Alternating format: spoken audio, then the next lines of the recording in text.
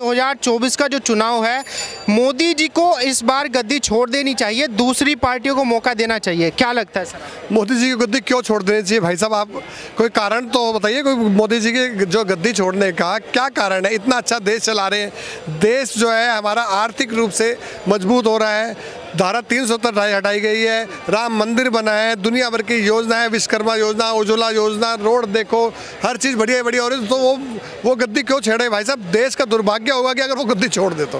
दुर्भाग्य होगा। हाँ, अगर भाई जब से मोदी जी आए हैं देश में कोई बदलाव नजर नहीं आया। राहुल गांधी जी कह रहे हैं कि मोदी जी जब से आए हैं देश के अंदर कोई बदलाव नहीं आया है, तो अब मोदी जी को बदल देना चाहिए। देश के अंदर इतना बदलाव आया है, आज लोग जाग गए हैं, जनता जाग गई है। आज सोशल मीडिया इतना तेज हो गया है कि सबको सब पता है, वो सबको पता है, वो झूठ बोल रहे हैं। बदलाव ये आया है कि आज की डेट में नेताओं के घर नहीं भरते, नेताओं के घोटाले नहीं हो रहे। आज कोई CWG घोटाला नहीं है, कोई 2G 4G नहीं चल रहा, कोई मामा जी जीजा जी नहीं चल रहा। आज सिर्फ देश का विकास चल रहा है, देश के विकास की बात हो रही है। इसलिए विपक्ष को तकलीफ है, इसलिए राहुल जी को तकलीफ है। जैसे राहुल गांधी जी हैं, प्रियंका गांधी जी हैं, ये लोग लगातार कह रहे हैं कि भाई मोदी तो देश का सबसे कायर प्रधानमंत्री है, देश के अंदर कोई पढ़ा लिखा प्रधानमंत्री होना चाहिए, विदेश से पढ़ा लिखा। आपको लगता है कि मोदी जी कायर प्रधानमंत्री? मोदी जी सारे विदेशों में घूम ली है। मोदी जी ने धारा 370 लगा दी, जो तुम सपने में भी सोच नहीं सकते थे। हटा दी, हटा दी, जो आप सपने में भी नहीं सोच सकते थे। धारा 370 हटा दी। मोदी जी ने सर्जिकल स्ट्राइक की, अभिनंदन को छुड़ाया, यूक्रेन के युद्ध रोक के अपने भारतीयों को बाहर निकाला। उनको आप कायर कह रहे हैं।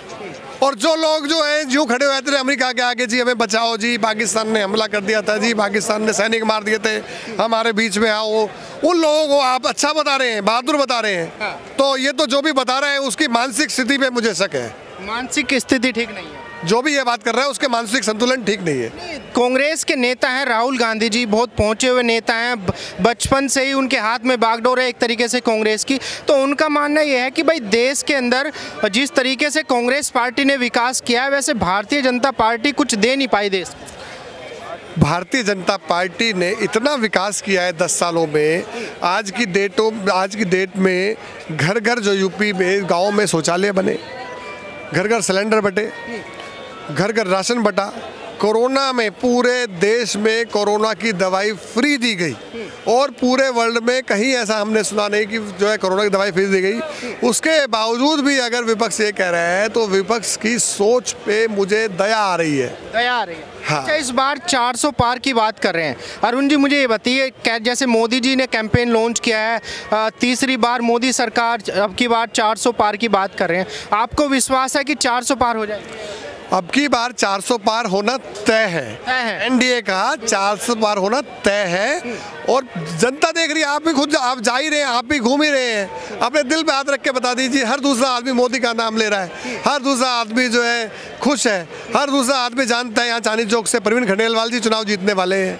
तो वो तो सबको दिख ही रहा है, पूरा देश राम में हो चुका है। 400 पार भी आ रही है तो कौन सी बड़ी बात है, 400 पार तो आनी ही है। उसमें तो कोई पर्सन हो ही नहीं सकता, कोई क्वेश्चन मार्क। विपक्ष के नेता हैं कह रहे हैं कि भाई मोदी जी डरे हुए हैं, मोदी जी विपक्ष को जेल में डाल रहे हैं, केजरीवाल जी को डाल दिया जेल में, संजय सिंह, सभी को जेल में डाल रहे हैं। मोदी जी कुछ नहीं डरे हुए हैं। शराब बेच रहे थे वो लोग, और एक के बदले एक फ्री दे रहे थे। बस्तियों में खोल रहे थे शराब के ठेके, 1-1 किलोमीटर पे शराब के ठेके थे। अब यहाँ जैसे ये मजदूर लोग खड़े हैं, इनको ठेका पहले दिख गया, जो मजदूरी की और शराब लाके पी ली, तो बच्चे के दूध का क्या होता? बच्चे के दूध का क्या होता? बच्चे की स्कूल की फीस का क्या होता? खाना कैसे बनता? घर कैसे चलता? बिजली अभी कैसे भरता? उस चीज़ से दिल्ली को निजात लाई है मोदी जी ने। घर घर जाकर हमने प्रचार किया, हमने बताया ये आबकारी नीति बड़ी विनाशक है, बड़ी खतरनाक है। अगर ये लागू हो गई तो इससे पूरी दिल्ली शराब में डूब जाएगी। और तो उन्होंने हमारी माताओं बहनों को नहीं छोड़ा, पिंक ठेके खुलवा दिए, पिंक ठेके। क्या मतलब पिंक ठेकोगा? हमारी माताएं बहनें क्या शराबी हैं? लेकिन जो पहले फिर और काम होंगे। केजरीवाल की पार्टी के नेता कह रहे हैं कि भाई एक दूसरे भगत सिंह को अंदर डाल दिया बीजेपी ने, सबसे बड़ी गलती कर दी। मैं भगत सिंह जी को नमन करता हूँ, उनको शर्म आनी चाहिए। भगत सिंह जी की जीवनी दोबारा पढ़नी चाहिए, भगत सिंह जी के विचार दोबारा पढ़ने चाहिए। अपने साथियों के साथ वो सूली पे चढ़ गए थे और ये अपने साथियों को फंस रहे हैं और हाथों हाथ चलते चलते नाम ले दिया। तीसरी और सौरभ भारद्वाज रिपोर्टिंग ले रहे थे जी भ्रष्टाचारियों की, उनको भी जेल में कर दो। ये ऐसे कैसे भगत सिंह है? जिसकी ये मानसिकता है वो मुझे लगता है कि उसको अपना इलाज कराना चाहिए। उसकी मानसिकता पर मुझे तरस आ रहा है जो भगत सिंह के साथ इनका नाम। अच्छा अरुण जी, कुछ लोग ये भी कह रहे हैं कि भाई मोदी तो एक चाय बेचने वाला है, उसके परिवार में किसी ने सत्ता को चिमटे से नहीं छुआ, तो उसे क्या पता कि देश कैसे चलाना है, देश को कैसे सुरक्षित रखना है। 15 साल मुख्यमंत्री 10 साल प्रधानमंत्री रहने के बाद भी अगर उनको नहीं पता जेल के उनको नहीं पता कि देश कैसे चलेगा, तो ये तो विपक्ष के ऊपर बात आती है, विपक्ष की सोच के ऊपर ये सवाल उठता है। कांग्रेस 15 साल मुख्यमंत्री गुजरात मॉडल तैयार किया, देश ने देखा, फिर देश ने मौका दिया, फिर 2019 में मौका दिया, 2024 में फिर मौका देने जा रहे हैं।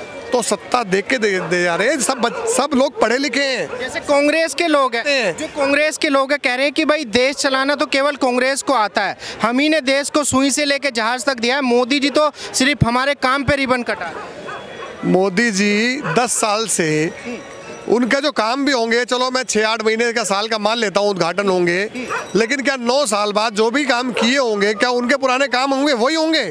कोई सोचने वाली समझने वाली कोई बात तो करनी चाहिए विपक्ष को। ये नहीं बता रहे कि देश की अगर जीत गए तो क्या करेंगे, ये बता रहे कि मोदी जी अगर जीत गए तो वो क्या करेंगे। अरे भाई तुम अपना बताओ, अपनी बात रखो जनता में। अभी भी समय है, सुधर जाओ, नहीं तो जनता इस बार जीरो मारेगी, जीरो देगी तुम्हें, जीरो मारेगी, जीरो देगी। विश्वास है आपको? पिछली बार 44 आई थी, फिर 52 आई थी, इस बार जीरो आएगी, जीरो।